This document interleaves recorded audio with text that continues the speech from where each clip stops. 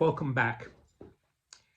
As we come to Psalm 51, I want to introduce you to uh, Baumstark's law.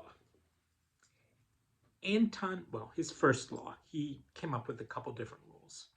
Uh, for the study of liturgy, just like Newton came up with his first and second laws of motion, and we have the first and second and so forth laws of thermodynamics.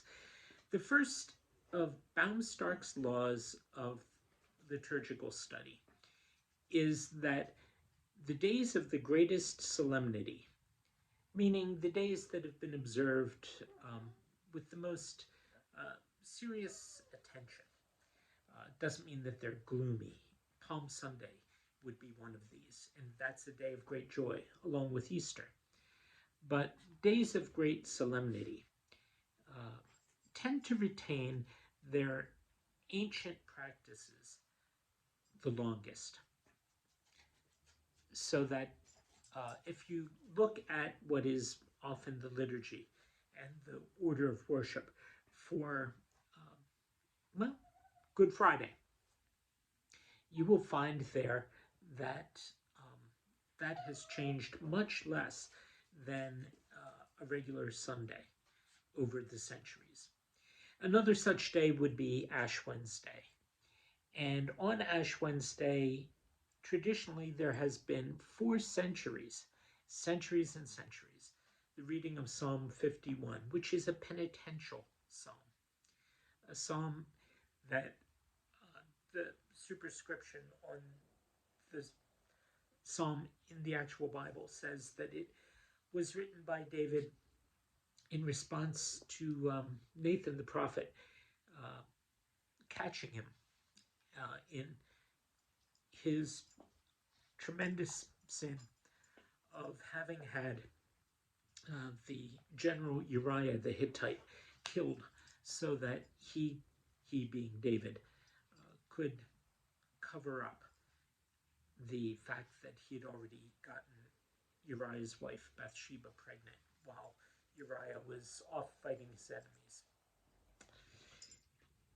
Whether that story is in fact true, that is why David wrote that psalm, we don't know. But we do know that David, when he was identified by Nathan as having done that, didn't deny it, but he owned up to what he did, and he recognized uh, his sin, and in doing so, opened the door to forgiveness. Ash Wednesday's about that too. And so here's the psalm that's read that day from the New Revised Standard. Have mercy on me, O God, according to your steadfast love. According to your abundant mercy, blot out my transgressions. Wash me thoroughly from my iniquity, and cleanse me from my sin. For I know my transgression, and my sin is ever before me. Against you, you alone have I sinned, and done what is evil in your sight, so that you're justified in your sentence, and blameless when you pass judgment. Indeed, I was born guilty, a sinner when my mother conceived me. You desire truth in the inward being. Therefore, teach me wisdom in my secret heart. Purge me with hyssop, and I shall be clean. Wash me, and I shall be whiter than snow. Let me hear joy and gladness. Let the bones that you have crushed rejoice. Hide your face from my sins, and blot out all my iniquities. Create in me a clean heart, O God, and put a new and right spirit within me. Do not cast me away from your presence, and do not take your Holy Spirit from me. Restore to me the joy of your salvation, and sustain in me a willing spirit. Then I will teach transgressors your ways, and sinners will return to you. Deliver me from bloodshed, O God of my salvation, and my tongue will sing aloud of your deliverance. O Lord, open my lips, and my mouth will declare your praise.